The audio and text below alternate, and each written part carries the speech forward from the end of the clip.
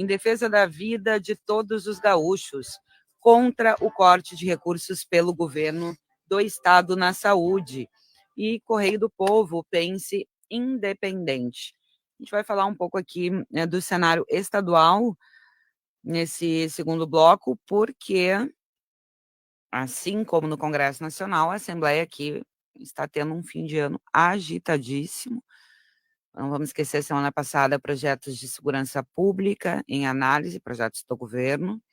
Amanhã, e esse sim com um potencial polêmico bem mais forte, pacote de projetos da área da educação, então serão votados amanhã esses projetos, e tudo meio assim, porque eram tantas movimentações que o projeto do ICMS, que tranca a pauta no dia 19, já começou muito antes, desde que foi apresentado, a mobilizar as atenções dos parlamentares, claro, mas que tiveram que dar uma pausa para se focar nessa questão das matérias da educação, que vão ter que ser analisadas amanhã. Muitas delas têm muita polêmica embutida, a questão de alteração, por exemplo, do Conselho Estadual de Educação, a forma de ascensão dos docentes a cargos de direção, municipalização da educação. Então, olha, polêmica não falta.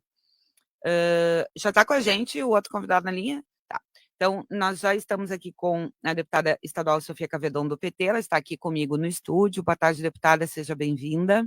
Boa tarde, Thaline, boa tarde aos ouvintes, às ouvintes de Esfera. E está conosco por telefone, ele não conseguiu vir aqui, mas está já nos acompanhando agora o deputado estadual pelo Novo, Felipe Camozato. Boa tarde, deputado. Boa tarde, Thaline. Boa tarde, minha colega Sofia. Infelizmente, não consegui chegar na Serra Gaúcha, que estava em compromisso agora pela manhã, em Canela. Então, logo mais estou em Porto Alegre, mas não há tempo de estar no estúdio com vocês. Mas perfeito. Nos acompanhando, mesmo que à distância, participando aqui, está ótimo, deputado Camozato. Deputada Sofia, como a senhora está no estúdio, ele está em deslocamento, eu vou começar com ele aqui, porque se cai ligação, coisa a gente garante já o posicionamento do deputado, e vamos falando enquanto a ligação aqui nos permitir. Deputado Camozato, como é que vocês analisam esse pacote de projetos da educação? Há resistências? A senhora acredita, tem críticas, acredita que eles podem, de fato, ser benéficos na prática? Como é que vocês estão analisando os projetos e como é que deve ser a postura amanhã? A gente encaminhou até alguns questionamentos para os órgãos competentes e cada uma das pastas ali, para entender um pouco melhor algumas das pequenas regras que estão postas nos diferentes projetos, né? Tem temas ali que são temas já pacificados, que nós temos um entendimento positivo, como é o caso da municipalização da educação.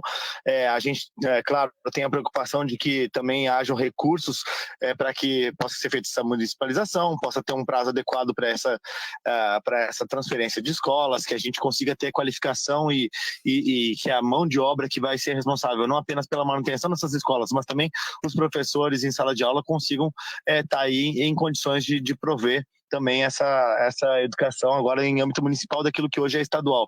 Mas, de modo geral, o que a gente vê é que no mundo inteiro o tema da descentralização da educação e especialmente de você focar no município, essa gestão acaba sendo mais produtiva, acabam tendo melhores notas, melhor é também a fiscalização, melhor é o feedback da comunidade, do aluno, então nos parece ser a princípio uma coisa positiva. Com relação às eleições de diretores, por exemplo, né, a gente já não tem uma posição de mais neutralidade, até a gente estamos ainda estudando a peça, vamos também participar dos debates para poder ouvir um pouco melhor as partes, mas no âmbito de Porto Alegre, no município de Porto Alegre, quando eu era vereador, nós tivemos alterações de legislação com relação à eleição de diretores, onde trazia um peso maior, por exemplo, no voto dos pais, da família, né, e não apenas dos professores e dos alunos. A forma com que o Estado está propondo é um pouco diferente, então nós também buscamos mais informações para poder entender os objetivos. Na questão do conselho escolar, me parece adequado também a questão de buscar uma paridade e conseguir ter mais equilíbrio com relação àquilo que o governo eleito pretende fazer e colocar de direcionamento na educação, e aí, a partir disso, pode ser cobrado também por resultados positivos ou negativos. Então, tem realmente um volume bastante grande, né, Thaline, e que mexe com uma área que é extremamente estrutural para o estado do Rio Grande do Sul, especialmente numa perspectiva de longo prazo, e que que o próprio governador tem dito que é sua prioridade. Então, ao final deste primeiro ano, chegam esse conjunto de projetos. Uma pena, na minha opinião, é que eles tenham chegado junto com a proposta do aumento do ICMS, que inclusive atrapalhou muito a nossa análise e a tramitação de maneira mais, até mesmo mais calma, né? mais ritmada, para poder fazer esse bate-volta de informações, de dúvidas, de questionamentos, de melhorias, eventualmente no texto. Acaba que ficou bastante assodado tudo isso, e nessa reta final de semestre, com uma proposta de aumento de impostos na pauta, claro que todo mundo está olhando e nos cobrando, especialmente pelo posicionamento com relação ao ICMS. Então, agora pela manhã eu estava em Canela, como eu disse, justamente fazendo uma reunião aqui com a Associação Comercial Industrial de Canela, com empresários aqui dos mais diversos ramos, preocupados justamente com o ICMS, né? Tratando do tema de ICMS e infraestrutura, ou seja, as pessoas não estão em geral preocupadas e olhando para o tema da educação, que é um tema fundamental para o futuro do Estado. Deputada Sofia Cavedon. Bom, então eu tenho um acordo com o Camozzato, que temos tanta divergência, tudo bem, Camozzato? É que o governo mandar em regime de urgência no final do ano é muito desrespeito e descuidado com a educação, Taline e ouvintes. Então, são projetos muito profundos, eles transformam profundamente a educação, e já trabalho sobre isso, e não vieram debatidos com a sociedade, não vieram. Nós tivemos uma conferência estadual de educação agora, em novembro, conferência de mais de 400 delegados, precedidas por conferências municipais, e que o governo tinha entrado, então, com os projetos na Assembleia, não tinha discutido com ninguém, não veio à conferência apresentá-los, a secretária abriu a conferência e falou do clima, não falou dos projetos. Eu aqui falei, até para ver se ela sustentava. Fizemos, inclusive, uma audiência pública na Assembleia, dia 4, também a secretaria não veio fazer o diálogo, então não tem diálogo com ninguém. É secretário, com seus assessores, que fez a proposta, e em 30 dias, e nesse final de ano, de fato, com matérias muito importantes, né, como o ICMS. Então, nós achamos que tem solução, Camozzato, é retirar a urgência e fazer esse debate, porque qual é a urgência do governo do Estado e no início do ano que vem já ter outro modelo de eleição de diretores e diretoras, nem tem eleição de diretores ano que vem. Qual é a urgência para mexer no Conselho Estadual de Educação com essa profundidade? O próprio Conselho, com o Cinep junto, né? Então, a representação privada, Taline, estava o Oswaldo, a representação do Simpro, porque o Conselho ele dá conta de toda a educação, estadual, municipal, privada e pública. O Conselho não ficou sabendo, o projeto foi apresentado à Assembleia sem o Conselho conhecer. Quer dizer, que desrespeito a pessoas tão relevantes, representativas dos estudantes, das estudantes, dos pais, das mães, dos funcionários e professores de escolas públicas e privadas, o governo mandar para cá. Eu penso que a Constituição Federal ainda está em vigor. E um dos princípios da gestão pública é a democracia, é o poder que emana do povo, que tem que ser exercido pelo povo ou por seus representantes, eu diria, e também pelo princípio constitucional previsto para a educação brasileira.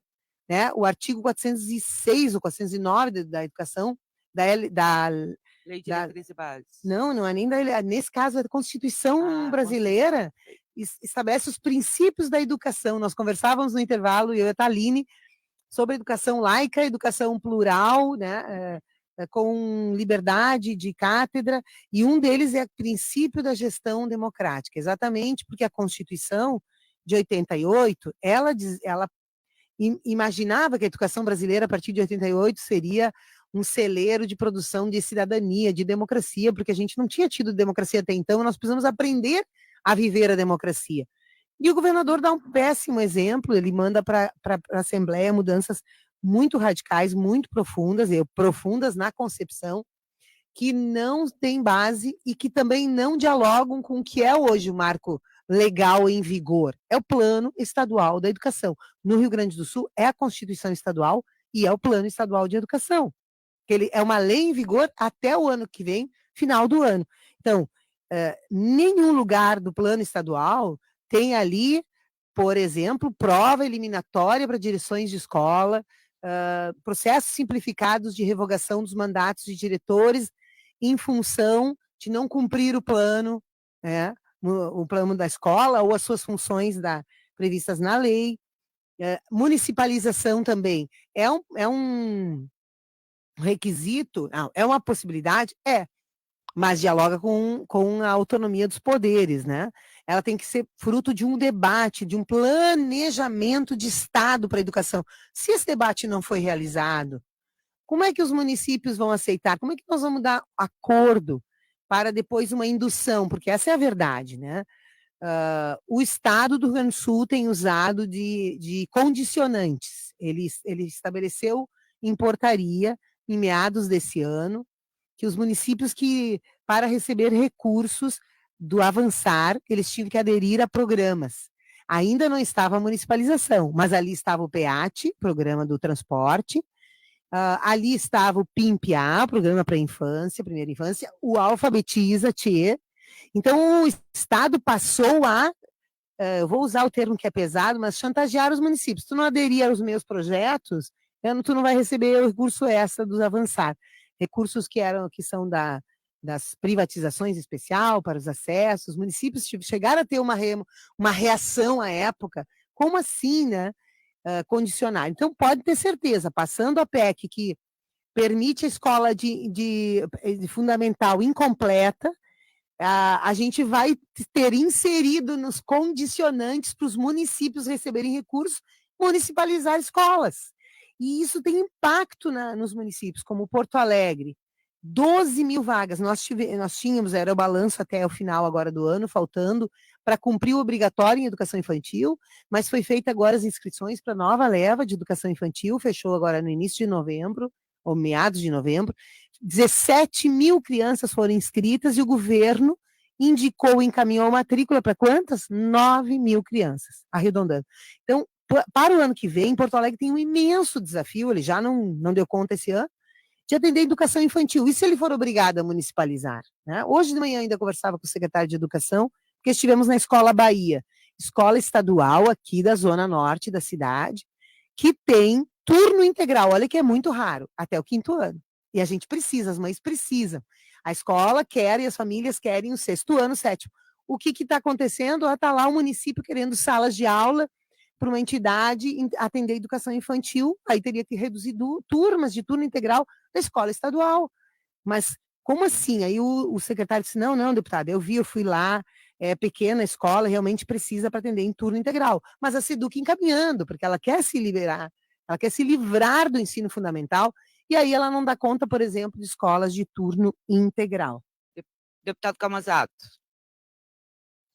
Deputado? Eu entendo as posições, eu entendo as posições da Sofia, até acho que, nesse caso, eu não vejo uma inconstitucionalidade do governo estar encaminhando os projetos dessa forma, e acho que sim, está apressado e prejudica um pouco o debate, mas me parece que, por exemplo, essa questão da escolha dos diretores, de você qualificar o acesso aos diretores e poder facilitar também na hora do desligamento de alguém que não está cumprindo com a sua missão enquanto diretor, me parece uma medida positiva, eu acho que é um avanço, e claro que vai ter que ser dosado isso na medida que a gente vê o instrumento sendo utilizado da forma correta e apontar das formas equivocadas que eventualmente forem feitas, mas eu acho que a gente ter instrumentos para que a gente possa exigir certos graus de conhecimento, competências, depois avaliar as entregas feitas com base nesses objetivos que têm que ser cumpridos pelas escolas e o diretor responde por elas, me parece uma coisa salutar e acho que é uma coisa bem-vinda, né? Da mesma forma, na questão da municipalização, também compartilho dessa preocupação que a Sofia colocou, dos recursos disponíveis, de muito município não tem condição de daqui a pouco receber mais responsabilidades, daqui a pouco não ter recursos para honrar essas responsabilidades que vão se assumir.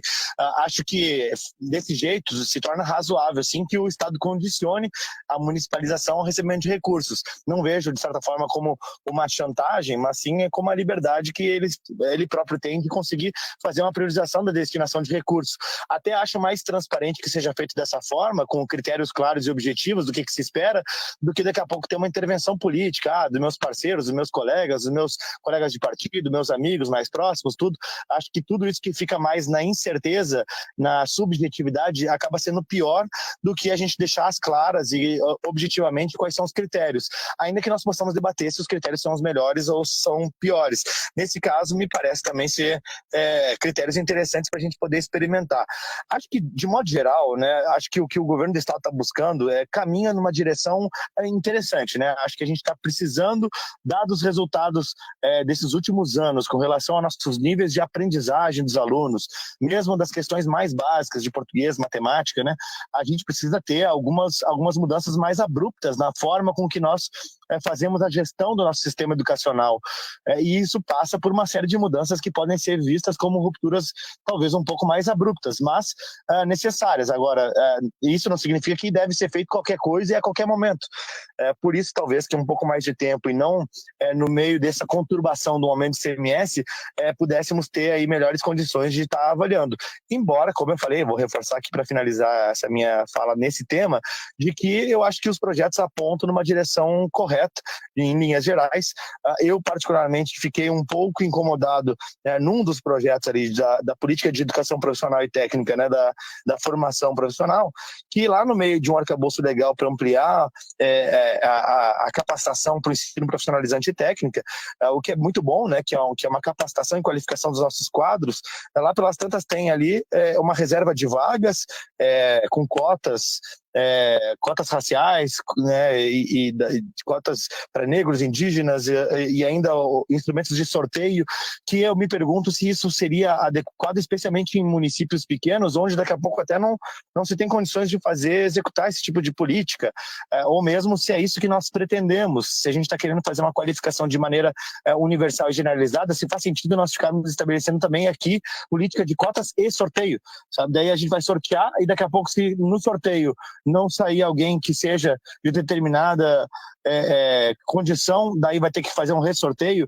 Me parece um pouco confuso essa parte, e acho que pode criar mais percalços do que avançar, né? Mas, tirando detalhes assim do texto, que eu acho que são coisas que podem ser superadas aí com um pouco mais de conversa, e talvez uma redação mais clara do que se pretende, me parece que, do modo geral, os projetos apontam num caminho correto. Mas, de novo, né, a gente está se vendo numa situação de ter que debater projetos importantes e estruturantes em meio a uma discussão latente de aumento do ICMS. Em relação a um tema aqui, já vou também passar para a deputada Sofia, até porque o Camusato vai ter que nos deixar antes, deputada, por isso quero priorizar aqui a fala dele, a questão da exclusão do espanhol da grade curricular, deputado Camusato. Deputado? Olha, oi? Ah, tá. Não foi... Não. Oi, tu quer saber o que eu acho a respeito? Exato, né? porque eu preciso falar com alguém do governo sobre especificamente esse ponto, porque eu não consigo aqui, eu não sei se na justificativa do projeto, mas, enfim, eu fiquei curiosa com o argumento do executivo para defender essa iniciativa. Pois é, sabe que esse não é um tema que foi cavalo de batalha para a gente, tá, Thalina? Então, não é uma coisa que para a gente foi fundamental na nossa avaliação de maneira mais genérica dos projetos.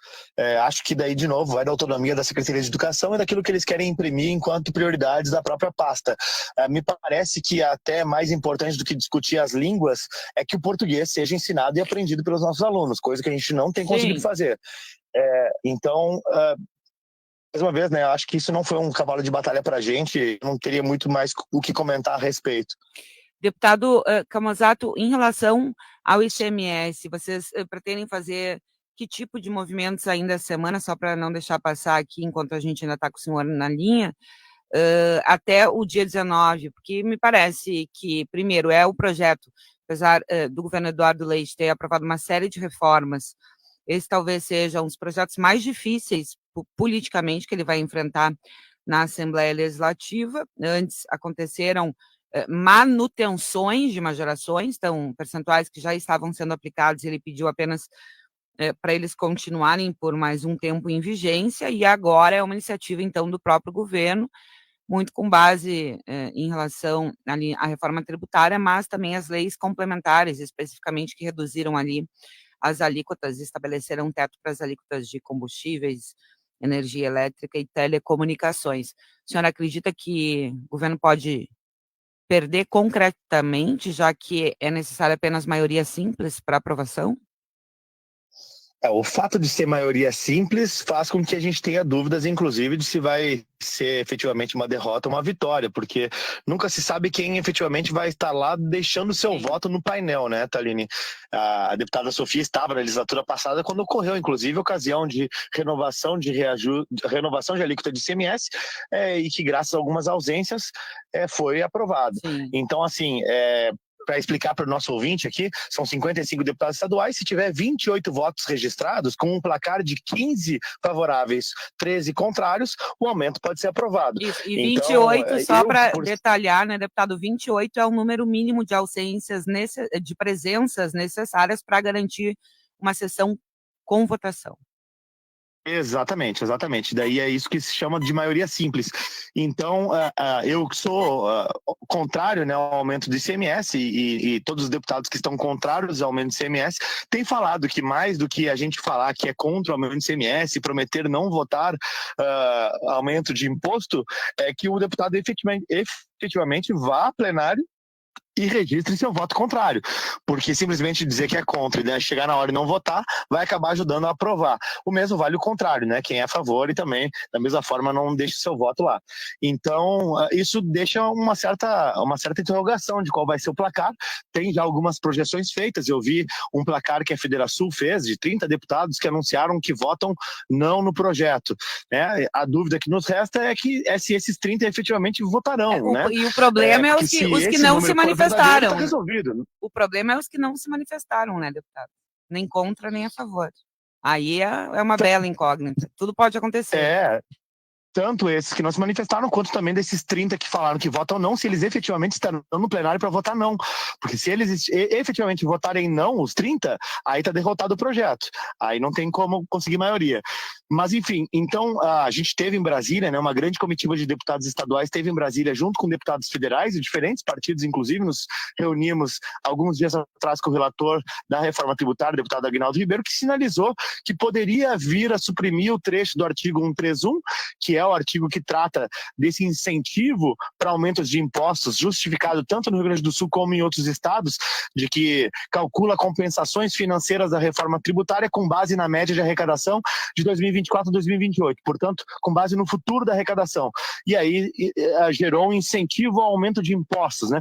E ele disse que para ele não é um cavalo de batalha aquilo, que ele não veria problema em eventualmente conversar e negociar uma retirada desse trecho, supressão desse trecho, para votar depois em lei complementar. Bom, isso não significaria que o governo do estado retirasse o projeto, né? Na verdade, o que a gente tem visto é que o governador mesmo tem defendido que se vote mesmo assim, para ter uma garantia, independente da movimentação do Congresso. Mas certamente, se isso acontecer, se a supressão desse trecho na reforma tributária acontecer, certamente alguns votos que o governo conta não terão, porque vão ser deputados que daqui a pouco não vão querer votar favoravelmente, sabendo que o texto pode ser suprimido ou que foi suprimido, né, que é a justificativa do projeto. Então é uma votação que está em aberto, né? No final das contas, nós estamos falando em cerca de 3,6 bilhões de reais projetados aí a partir de 2026 para entrar nos cofres públicos do estado, para ajudar a fazer investimentos, mas também para ajudar a pagar muitas das contas que o estado está vendo no seu horizonte aí como responsabilidade para pagar. Eu tenho defendido, na minha posição de contrariedade ao aumento de impostos, que o estado e o poder público de modo geral, e aí falo de todos os órgãos e poderes, não apenas do executivo, mas também dos poderes, né, legislativo, né, do poder judiciário e outros órgãos de controle, para que todos possam fazer sua parte aí, ajudando a fazer ter mais austeridade com relação aos seus gastos, seus orçamentos, para conseguir aliviar também o peso desse déficit projetado, que no final das contas, se faltar dinheiro ali na frente, quem acaba sempre pagando essa conta, como a gente já viu num passado não tão distante, são os servidores executivos de menores salários, acaba sendo professor, brigadiano, né? Acaba que outros servidores públicos aí acabam não sofrendo das consequências dessa má gestão e má prioridade de recursos. Por isso também que eu tenho votado contra muitos dos reajustes, não contra uma categoria ou outra, mas sim pela preocupação de que ali na frente alguns outros servidores possam estar tendo seus salários parcelados por falta de dinheiro, ou estar tendo que ver uma aprovação de aumento de impostos sendo passada para a população para honrar compromissos assumidos, né, com essas categorias. Perfeito, deputado Felipe Camozzato, deputado estadual do Novo. Muito obrigada, deputado, por participar aqui do Esfera Pública. Uma boa tarde, um bom trabalho para o senhor e uma boa viagem aí de volta a Porto Alegre. Eu que agradeço pelo espaço, pelo convite, Thalina, um prazer estar contigo, também com a minha colega deputada Sofia, deixar um abraço a ela e todos os nossos ouvintes, né, ficamos à disposição para eventuais novos esclarecimentos e torcendo para que amanhã, na sessão que nós temos amanhã, a gente possa votar em segundo turno a nossa PEC das ferrovias estaduais, que já foi aprovada em primeiro turno, com ampla maioria, né, para concretizar aí essa alteração na nossa Constituição para permitir desburocratização de investimentos em ferrovias no Estado, o que reduz custo logístico e aumenta, né, a geração de empregos e renda no Estado do Rio Grande do Sul. Perfeito. Muito obrigada, deputado. Um abraço, bom trabalho. Obrigado, abraço, bom trabalho.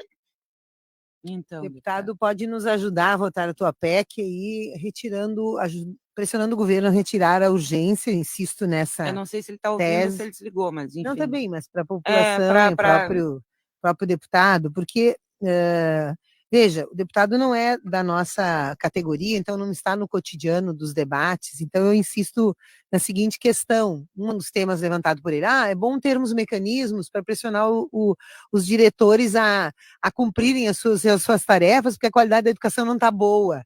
Então essa é uma ilusão, na verdade, né? O governo do Estado, ele ao colocar nas costas do diretor da escola e do professor e da professora o resultado do aluno, claro que eles têm responsabilidade, mas essa responsabilidade é compartilhada com as famílias, é compartilhada com a Coordenadoria de Educação e com a Secretaria da Educação.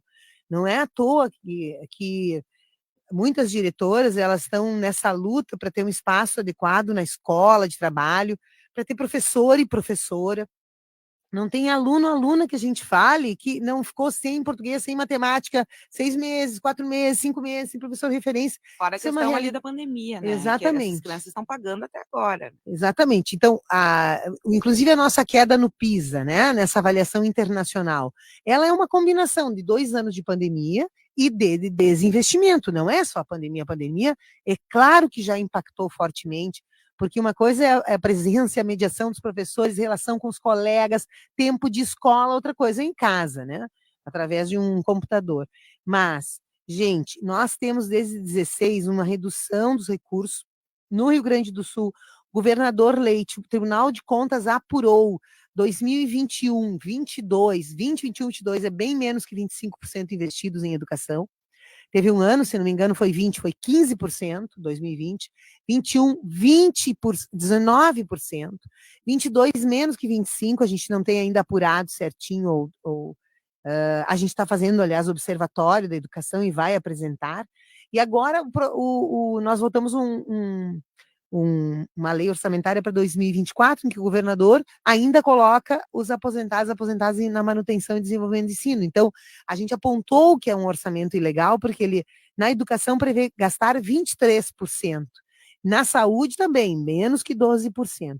Então, há uma corresponsabilidade, a formação permanente, os insumos na escola, o estímulo à meninada dependem não só da direção e dos professores. Então, é muito perverso dizer que o diretor agora, além de questões de improbidade, que hoje na lei é improbidade, é crime, então tu tem uma sindicância e tem afastamento. Ali agora terá, por cumprir o plano anual, sim ou não, ou por cumprir as tarefas que a nova lei está colocando, sem debate nenhum com as direções, com as comunidades escolares, com o direito dos estudantes, das estudantes, de votarem nos seus professores, nas suas professoras, funcionários de escola. Também o Conselho de Educação, então se ataca o sistema, né? Toda a gestão democrática do sistema, a mudança no Conselho, ela é muito profunda, porque o Conselho não mais vai exarar pareceres ou fazer regulamentações sem o aval da secretária. Não é que não tenha a representação do governo, tem, e ela é forte dentro do Conselho. Mas ela não é decisiva, ela talvez. não é decisiva, não é homologadora. Agora, pela lei, a secretária, em ato discricionário exclusivo, está escrito assim na lei, dela, ou do secretário, ou da secretária, homologará em 30 dias, sim ou não. E mais, quando a secretária estiver na reunião, ela preside a reunião. Então, qual é a justificativa para esse projeto? A justificativa é sempre esfarrapada, é a qualidade de ensino, é a responsabilidade, enfim, tem N justificativas. Então, ataca-se ali e na PEC se induz a municipalização, se tira o espanhol, quer dizer, um empobrecimento do currículo.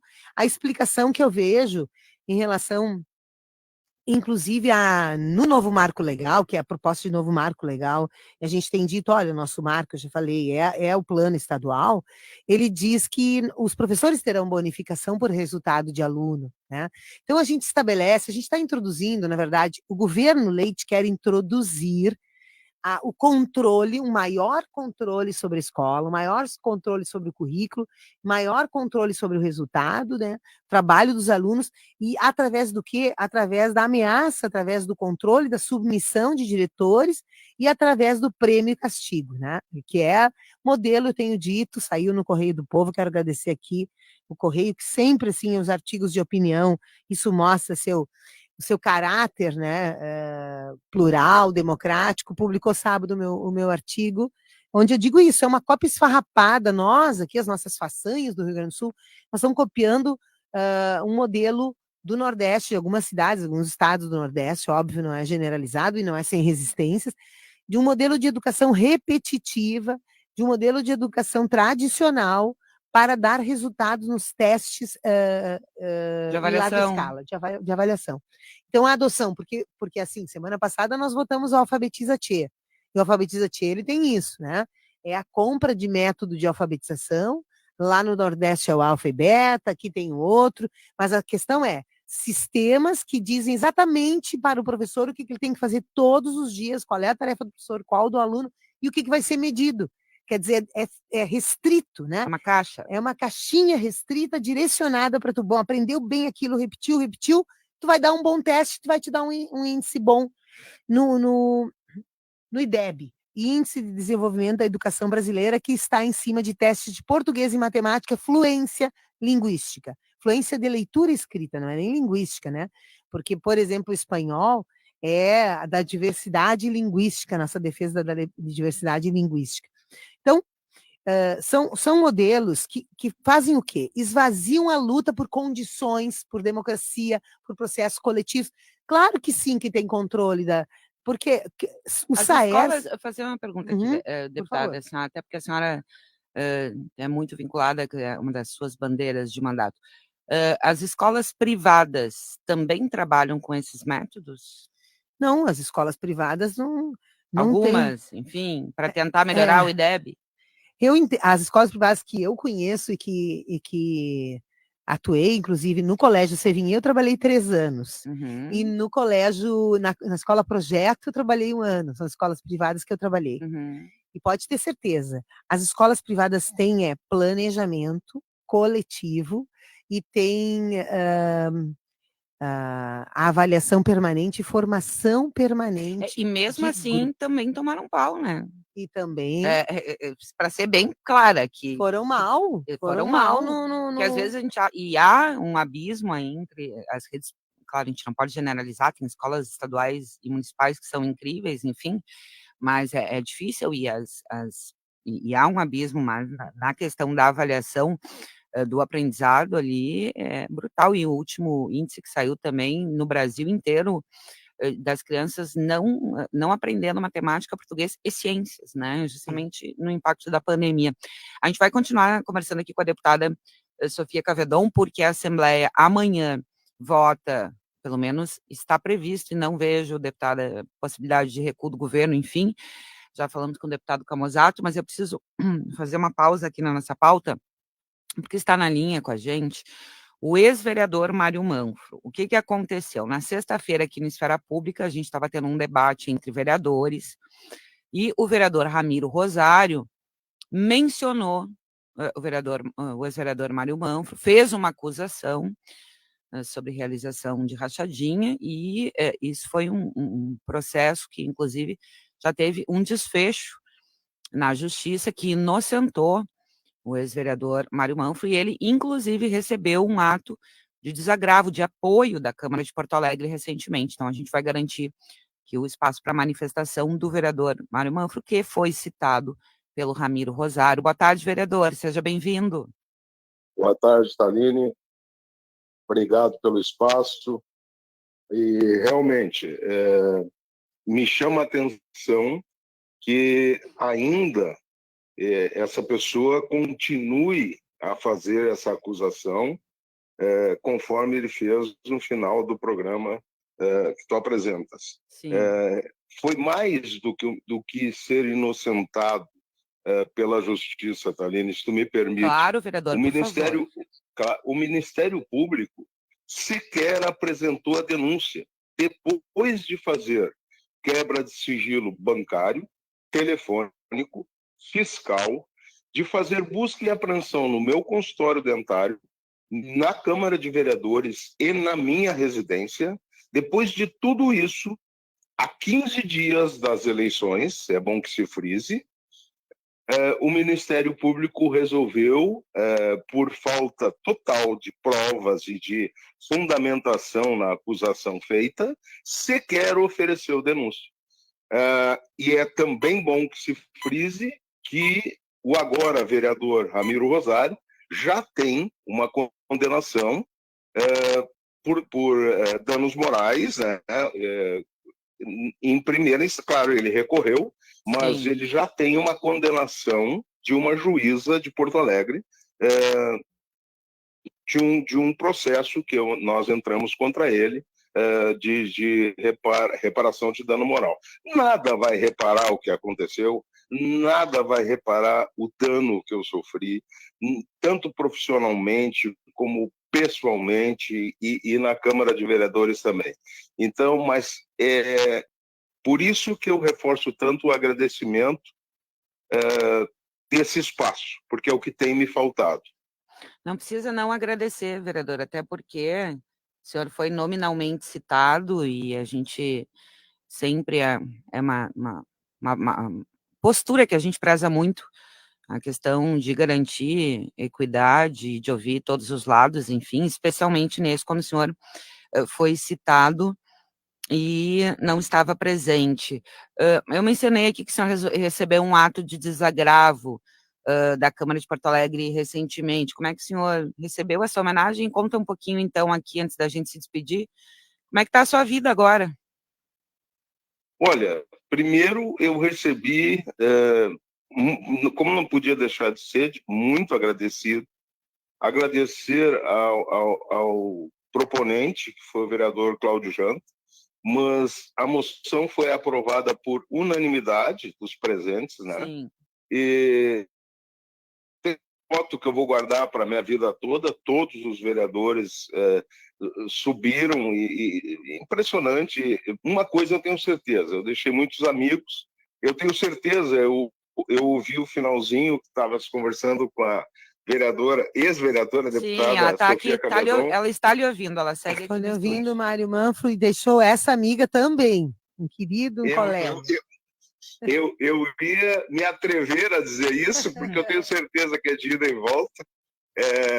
O que eu mais deixei foi amigos. Realmente, como está? Eu estou trabalhando no meu consultório.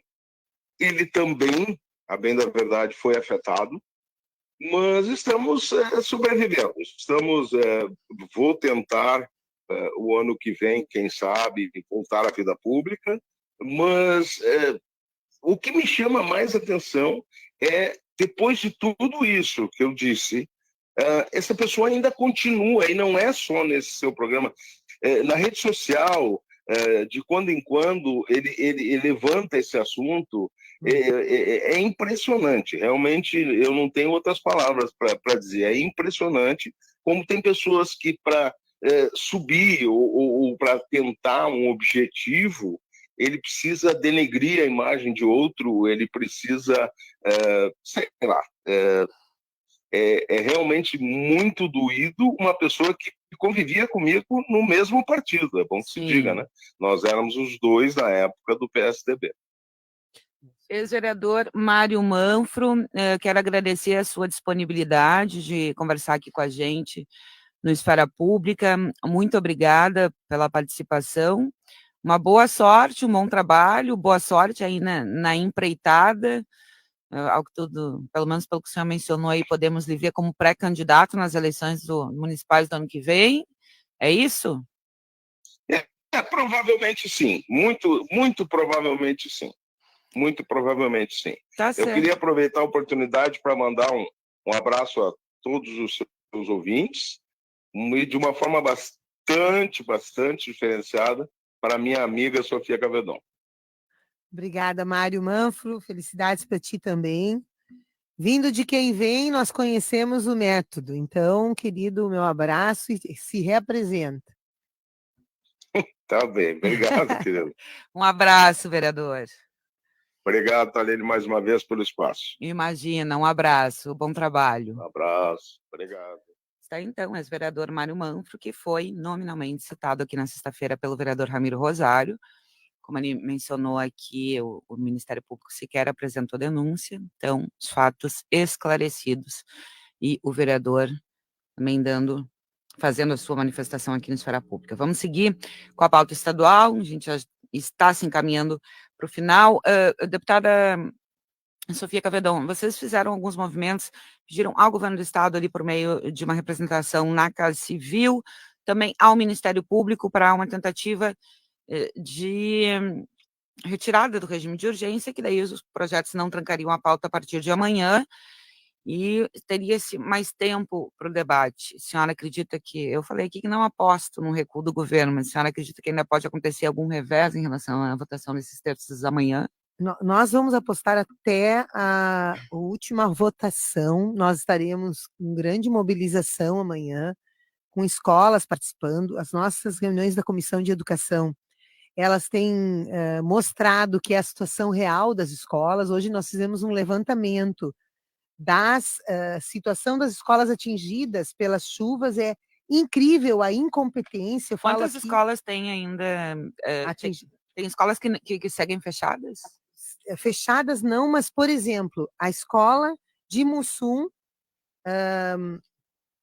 já recupera. Sim, aqui. Está aberta, mas daqui a pouco não está funcionando a pleno. Está sem luz total. Nós fizemos hoje, estou tratando com o diretor Rômulo desde sexta, porque Souza Doca me ligou, a diretora. Sofia, agora caiu de vez a luz, nós não temos um garfo, uma panela, ainda não conseguiram comprar. Quantos meses faz? Para o alimento acontecer, nós tivemos uma segunda enxurrada, então, assim, fizemos hoje a atualização, a comissão tem recebido, amanhã vem 2 escolas, situação grave de cidade do interior, vem escolas que trabalharam e não conseguem que o governo autorize ensino médio. Como é que fica o fim de ano, hein, para essas crianças? É um prejuízo imenso dessas do Vale do Taquari. Porque como é que fecha o ano letivo? Como é que a criança vai evoluir de ano se está nessa situação? Exatamente, é mais uma perda que se acumulará, né? Não sei como é que o governo não vai poder também cobrar que as escolas façam todo o ano letivo, tem que ver uma forma de recuperar, mas o problema é que está assim, ó, tem escolas que receberam, estão com telhado porque teve mobilização e a comunidade colocou, quer dizer, o governo não consegue dar conta, por mais que ele faça a manchete da sua lição de casa, ele não faz a lição de casa. Quero convidar na segunda-feira que vem, nós vamos apresentar, então, o balanço da comissão, o monitoramento das obras escolares que nós estamos fazendo, mostrando todas as situações que o governo mostra. Isso é a Comissão de Educação da Assembleia, presidida pela deputada. E essa mesma comissão fez audiência pública, o governo não veio dialogar. Então, o governo, ele tem um perfil autoritário, muito desrespeitoso com a educação. Eu diria que o ensino médio, o curso normal, que nós lutamos também junto aos cursos normais, são 98 escolas, está saindo da Constituição, a previsão em formação e no nível médio para professores sai do texto constitucional. É óbvio que tem alguma... por que sair? Está limpando o texto? Porque, claro, está previsto lá no ensino profissional, sou profissionalizante. Mas é isso, é fragilizar. Por quê? Porque Estado e município não reconhecem mais, muitos municípios, esta formação como uma formação para o início da carreira. Porque tudo é assim, são degrauzinhos que o governo vai colocando, né? Quando ele fechou, em 2019, todas as bibliotecas, não era pandemia, Thaline. Porque ele retirou todos os professores das bibliotecas escolares. Porque a ideia dele é cartilha. Porque agora é tudo cartilha, aqueles ensino pré-planejado diariamente para ser medido. Então, não tem mais aquela formação propedêutica, plural, que desenvolve imaginação, que desenvolve um capital cultural. é sério, gente, é o povo que me escuta desde 2019, a Thaline já me ouviu aqui. Eu fui agora na sexta-feira, nós fomos a 3 Passos, fizemos uma audiência pública em 3 Passos, Missões, sobre o pacote, né? E antes eu fui visitar uma escola indígena bilíngue, formadora de professores em português e caigangue, né? No interior de uma aldeia indígena. Eu não vou me arriscar a dizer o nome, são tão difíceis os nomes, a nossa ignorância, a minha não alfabetização em língua indígena, né? E fui porque eles querem um curso técnico de agricultura, são 3.000 hectares, então é uma bela de uma aldeia indígena, Nossa, né? imenso. Uma área indígena maravilhosa, com 2 escolas, e essa formadora de professores e professoras. Ora, esta formação ela é essencial para a nossa juventude, para a juventude começar no mundo do trabalho, atender a educação infantil, atender o ensino do 1º ao 4º ano. Mas o governo retira essa formação porque ele não pretende ter mais ensino fundamental, né? Prever, vejam, está escrito aqui na mudança da Constituição que haverá turmas anexas em escolas urbanas das escolas rurais. Ou seja, o governo, como sabe que os municípios vão dizer, não, as escolas hoje da zona rural são, na sua grande maioria, estaduais, certo? Porque está ligado à questão da terra, enfim. E as indígenas são estaduais. Então, o que o governo está prevendo? Como ele quer municipalizar, os municípios vão dizer, não, eu não posso dar conta desse transporte, porque hoje o Estado paga o transporte para as escolas suas, certo? Ele não paga transporte para a escola municipal. Então, os municípios vão dizer, eu não posso assumir escola rural. O que o Estado fez prevendo? Então, tudo ali, nenhuma vírgula está de graça aqui. Previu turmas anexas nas escolas urbanas. Gente, colocar mais crianças e adolescentes em cima de ônibus, rodando esses interiores, porque é isso que as crianças saem 4 da manhã, porque são longas distâncias.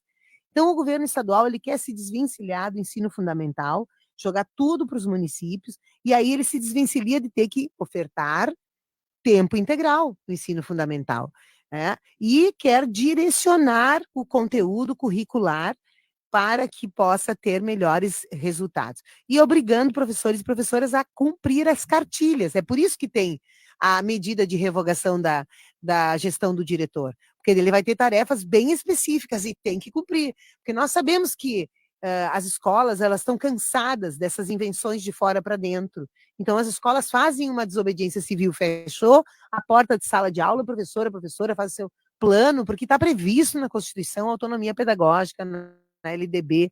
Então, sim, é uma educação autoritária e meritocrática que ele quer instalar. Isso aqui é só um pouquinho do que vai acontecer na Assembleia amanhã. A sessão vai longe, deputado. Vai longe, porque nós vamos fazer debate galerias no detalhe, lotadas, provavelmente. Lotadas. Nós teremos escolas, inclusive. E temos oposição à direita e à esquerda. A gente já viu aqui o próprio deputado Camozado do Novo mencionando algumas questões, com certeza a bancada do PL também tem apontamentos, então é um debate que pretende se estender amanhã. A FAMURS também tem. Sim, eu participei da reunião aqui da Grampal, que é a Grande Porto Alegre, com prefeitos da base do governo, prefeito de Esteio, Porto Alegre, onde o queixa era geral, era a municipalização da saúde, está impactando demais os municípios, estão gastando 20%, e o governo do estado não está gastando 12%. E a minha fala, eu fiz, olha, a educação vai pelo mesmo caminho. Se vocês toparem a municipalização, o Estado se desresponsabiliza e o município bate no teto de gastos e não cumpre esse caminho. E eu espero que a FAMUR se manifeste ao governo do Estado, diga que não vote e que abra o debate. Deputada estadual Sofia Cavedon, deputada, muito obrigada pela disponibilidade, pela participação aqui no Esfera Pública. A gente, obviamente, vai continuar acompanhando e vamos também acompanhar a sessão plenária que promete amanhã. Muito obrigada, uma boa tarde, um bom trabalho. Obrigada, Thaline. Agora eu me desloco para a Assembleia, nós temos que nesse mês abre edital. E a gente, hoje eu tenho investimentos e nós